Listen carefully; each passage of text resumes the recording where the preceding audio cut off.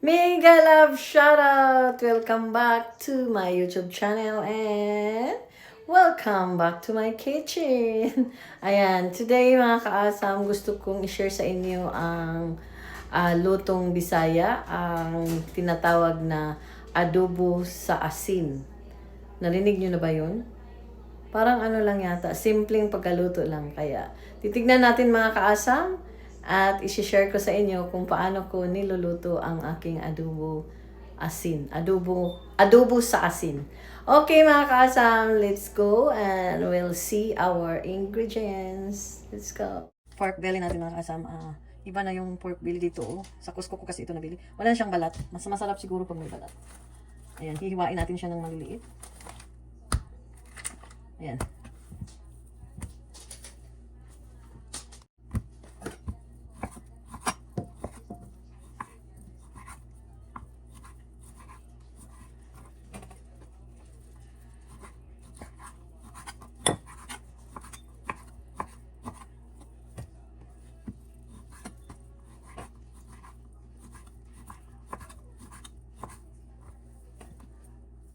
Ayan, siyempre, ito natin yung ating pork.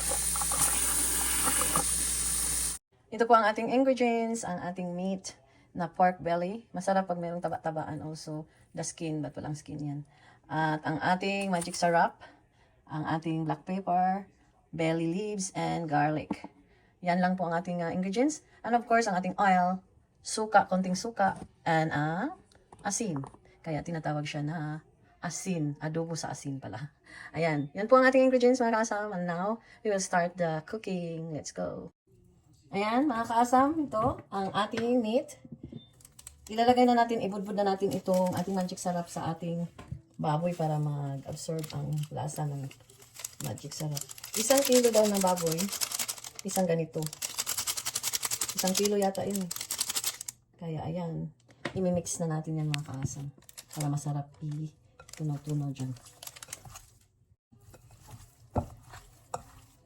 Yan, na-mix na yan.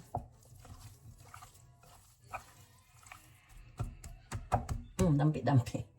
Okay, we will start the cooking. Let's go to the pot. Ayan na po ang ating kalaha or pot. Yan ang ating gagamitan. Unang-una, ilalagay na natin ang ating asin. Diyan na po ang ating asin. Ubos na yan. Para masarap. Ang ating paminta, mga kaasam. Lalagyan natin ng powder na paminta para mas exciting. Wala sa recipe, but lalagyan ko lang mga kaasam. And then, ang ating bay leaves. O, diba? Kakaiba. Yan. Pagkatapos niyan, ilalagay na natin ang ating meat. Ay, hindi pa masyadong mainit. Pag mainit na yan, ilalagay na natin meat. Ayan, mainit na siya. Mabango na ang paminta.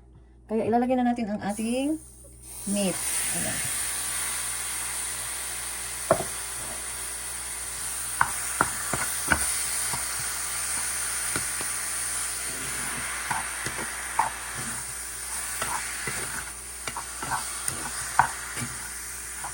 Sahog-sahogin kasi maraming asin yun. Diba? Nakita nyo yung asin na yun? Bawal yun sa mga high blood. Bawal sa lahat.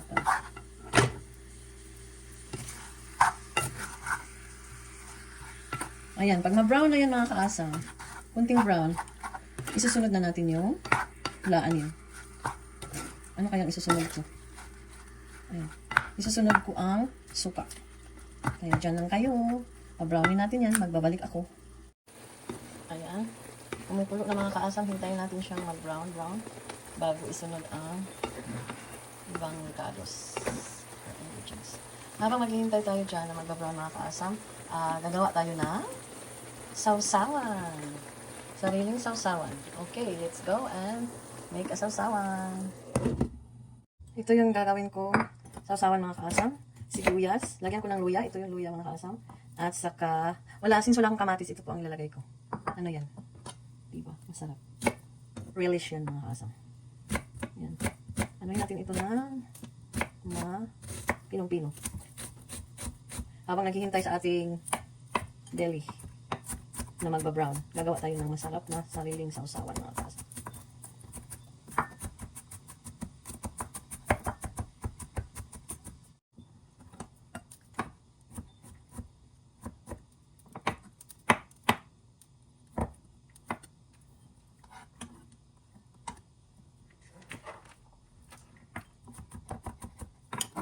Masarap maraming garlic mga kaasam sa sausawan. Ay, dandahan, iiyak ka saan ba? Pag mag-ano ka ng garlic at saka onions. Yan, tama na yan. Tapos, since wala akong sili mga kaasam, lalagyan ko na lang siya ng, chili crush. Para maanghang. Ito, lalagyan natin ng chili crush mga kaasam. Yan ang magpapaanghang sa kanya. And then, luya. Kunting luya mga kaasam.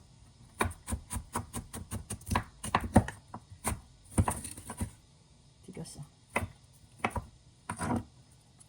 Huwag masyadong pinuhin para hindi makain.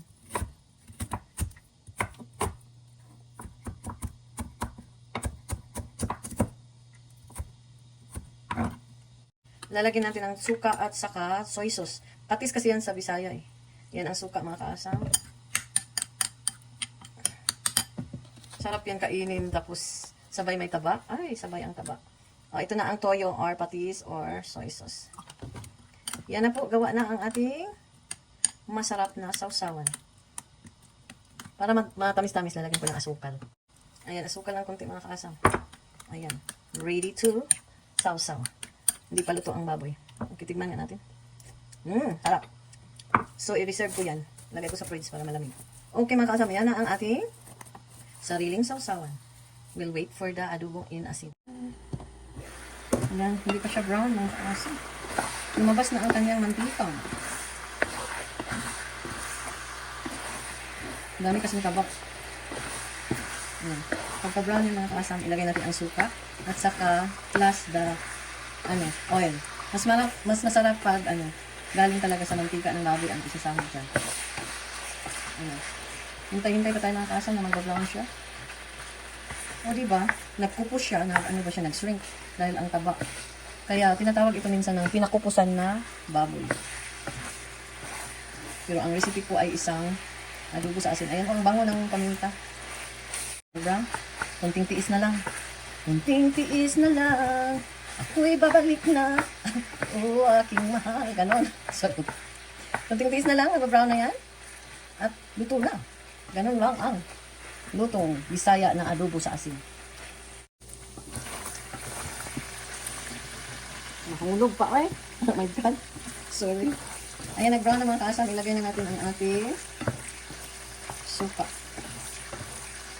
Lagyan natin ang suka mga kaasam. Medyo brown-brown na siya. Diba? Ang sarap tignan. Oh my God. Ito po yung suka mga kaasam. Kunti lang. Ayan dito. Tapos, dahil brown na siya mga kaasam, ilalagay na natin yung garlic. Ayan. Medyo malaki-laki ang hina ng garlic dyan para siya mga kaasam. Hindi siya masusunog. Alright? Ayan na. Now, idagdag natin ang ating mantika. Mas masarap pag mantika talaga sa baboy.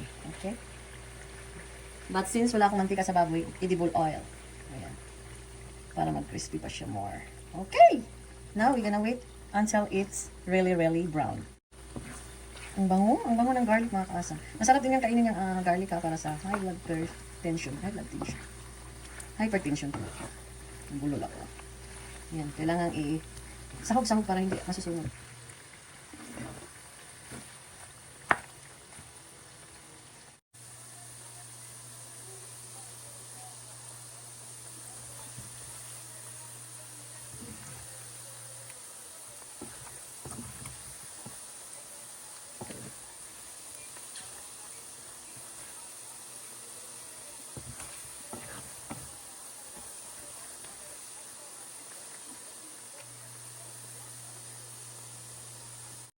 Ayan, alisin na natin siya mga kaasam. Patayin na ang stove.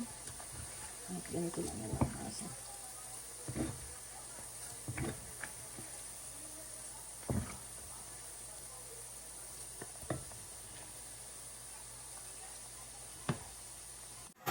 Tikiman na! Yan, ilagay natin sa suka. Sausaw natin sa suka.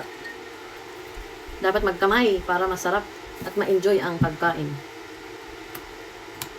Yan mga kaasam. Sarap kainin. Ang sarap magpalaway. Sarap. Put in the sukaan so that it will not be bad.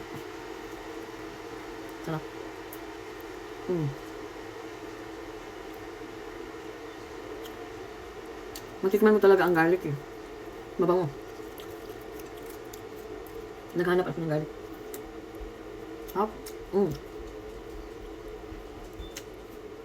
Simple cooking lang siya. Pwede din naman prituin lang pero this is my own way of cooking adobo in asin.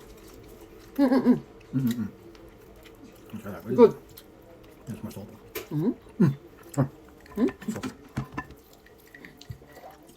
Sarap. Ang tabak, ang sarap. Karami ako ng rice ito. Bye-bye.